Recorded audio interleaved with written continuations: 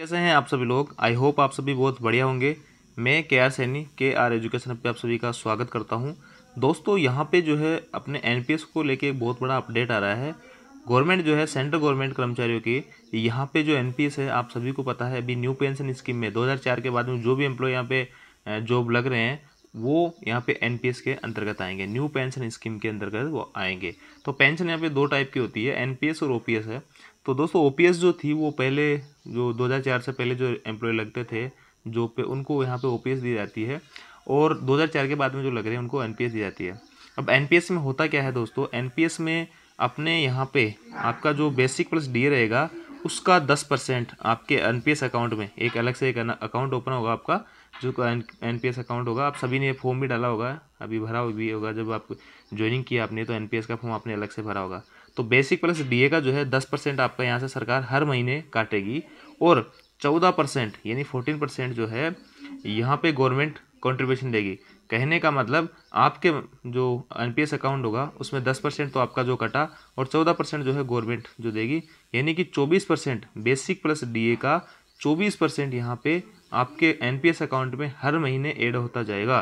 तो ये आपके जैसे इस महीने जब बेसिक बढ़ेगी, बेसिक और डीए बढ़ेगा, तो उस हिसाब से जो ये एनपीएस का अकाउंट में जो राशि आ रही है वो भी बढ़ती जाएगी।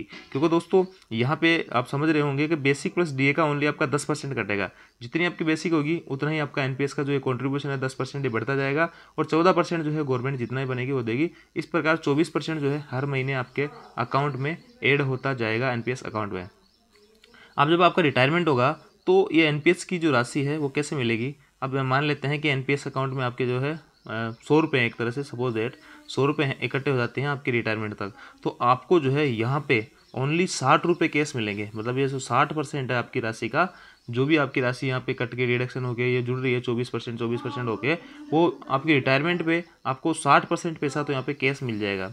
40% जो पैसा है वो गवर्नमेंट आपको नहीं देगी, और आपकी जो पेंशन बनेगी रिटायरमेंट के बाद में वो इस 40% के ऊपर डिपेंड करेगी। और आपका जो ये पैसा है एनपीएस वाला ये शेयर मार्केट में लगा दिया जाएगा, आपके बॉन्ड वगैरह हो गए उनमें लगा दिया जाएगा, और वहाँ से जितना रिटर्न आएगा वो आपकी पेंशन के रूप में यहाँ पे देखने को मिलेगा। अब देखिए दोस्तों शेयर मार्केट तो है, उतार चढ़ाव इसमें चलते रहते हैं, तो इसमें कोई निश्चित पेंशन आपके यहाँ पे नहीं होने वाली है। इसलिए सभी गवर्नमेंट एम्प्लॉय जो है यहाँ पे विरोध कर रहे थे कि हमारे को जो है ओपीएस यहाँ पे दिया जाए, और ये जो है बड़े स्तर पर जो है इसका विरोध भी हो रहा है, सभी केंद्रीय कर्मचारी इसका विरोध कर रहे हैं।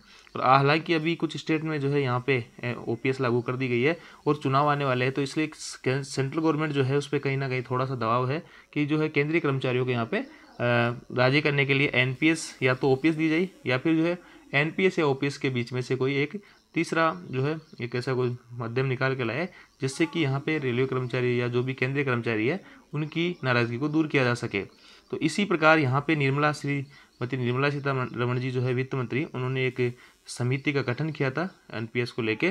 तो उन्होंने जो है उसकी जो रिपोर्ट वगैरह आ रही है तो उसमें कुछ ऐसी हलचल हो रही है कि नए जो रेलवे कर्मचारी है, केंद्रीय कर्मचारी है, वो जब रिटायरमेंट होंगे तो उनको जो है 40 से 45% जो है उनका बेसिक का यहाँ पे आपका जो उस टाइम पे बेसिक जो रहेगा उसका 40 से 45% उनकी पेंशन के रूप में उसको देखने को मिल सकता है।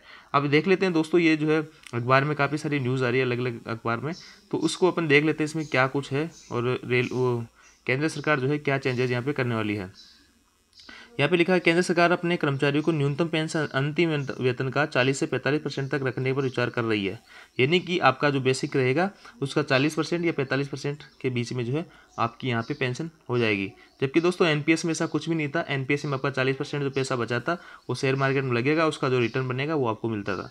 अब ये चेंजेज यहाँ पे होने जा रहा है, जो कि मान लो कुछ नहीं से मतलब कुछ नहीं उससे अच्छा है थोड़ा बहुत कुछ मिल जाए, तो कहने वाला थोड़ा सा यहाँ पे रुझान मिल रहे हैं, अच्छी बात भी है सभी कर्मचारियों के लिए।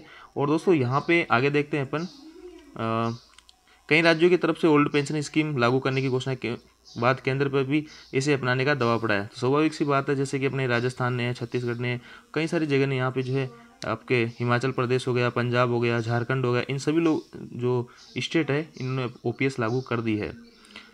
अप्रैल माह में ओपीएस की समीक्षा के लिए वित्त मंत्री निर्मला सीतारमण जी ने वित्त सचिव टीवी सोमनाथन की अध्यक्षता में समिति का जो गठन किया था, और सूत्रों के मुताबिक केंद्र सरकार फिर से ओपीएस को लागू नहीं करेगी। दोस्तों केंद्र सरकार जो है इन्होंने क्लियर कर दिया यहाँ पे कि ओपीएस को जो है यहाँ पे लागू नहीं करेगी, क्योंकि अगर ओपीएस को लागू करना होता तो सीधा सीधा ओपीएस को लागू कर दिया था।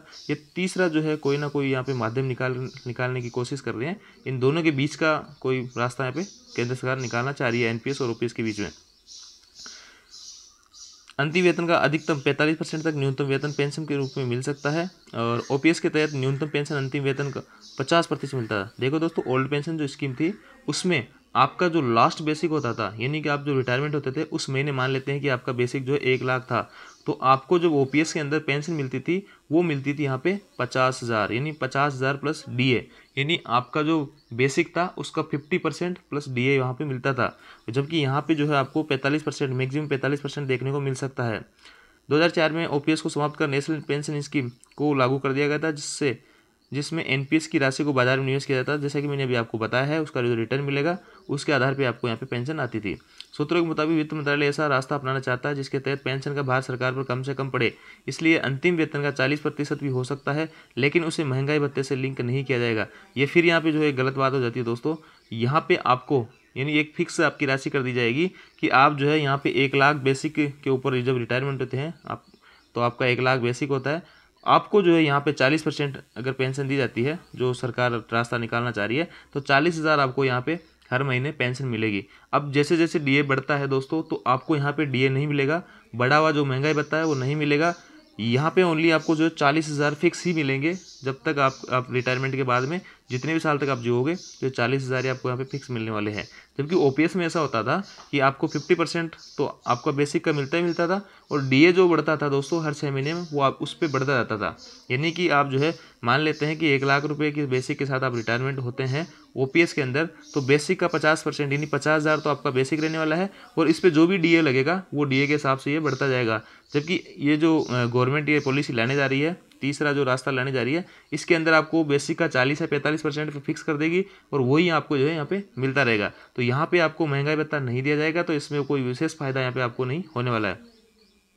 राजस्थान ये आपको देख लिया, यहाँ पे लागू हो चुकी है ओपीएस। इन सभी राज्यों में गैर भाजपा दलों का सरकारें और अगले साल होने वाले लोकसभा चुनाव विपक्ष ओपीएस का मुद्दा बना सकती है। ऐसे में सरकार अगले साल चुनाव से पहले ओपीएस और एनपीएस के बीच का रास्ता निकालकर कोई नई घोषणा कर सकती है। तो यही तीसरा रास्ता यहाँ पे निकल के आ रहा है।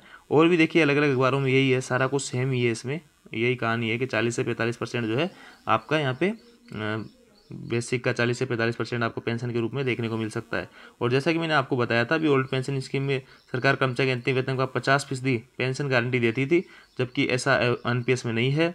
और वही नेशनल पेंशन स्कीम जो है कर्मचारी को अपने आधार वेतन का यानी बेसिक वेतन का 10% काटती है, 14% का खुद योगदान देती है, 24% जो है आपके एनपीएस अकाउंट में हर महीने ये जमा होते रहते हैं। और आपका जो है ये मार्केट का कॉपर्स होता है, इसके ऊपर आपका रिटर्न यहाँ पे डिपेंड करता है कि आपको रिटर्न कितना मिलेगा।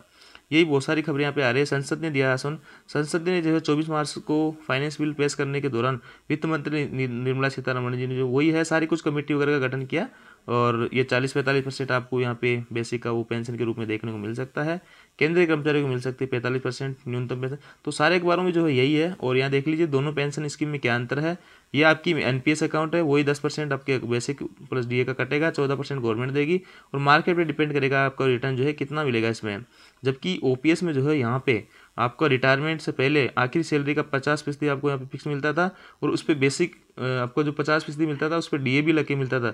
लेकिन गवर्नमेंट जो 45% या 40% आपको यहाँ पे देने जा रही है, उस पर कोई भी यहाँ पे डीए आपको नहीं मिलने वाला है। तो ये था दोस्तों इसको लेके अपडेट आपके पेंशन को लेके। हालांकि पहले जो एनपीएस अभी चल रही है उसमें तो आपको 40% आपका जो अमाउंट लगता था उसके रिटर्न पे डिपेंड करता था, लेकिन गवर्नमेंट उसको हटा के यहाँ पे बेसिक जो है उसका 40-45% आपको फिक्स यहाँ पे करने वाली है पेंशन के रूप में। और अगर इस पर डीए लगा देती है दोस्तों, तो फिर जो है ये ओपीएस की तरह यहाँ पे हो जाएगा। तो आई होप दोस्तों जानकारी आपको अच्छी लगी होगी। जानकारी अच्छी लगी हो तो दोस्तों के साथ शेयर जरूर कीजिए। Thank you.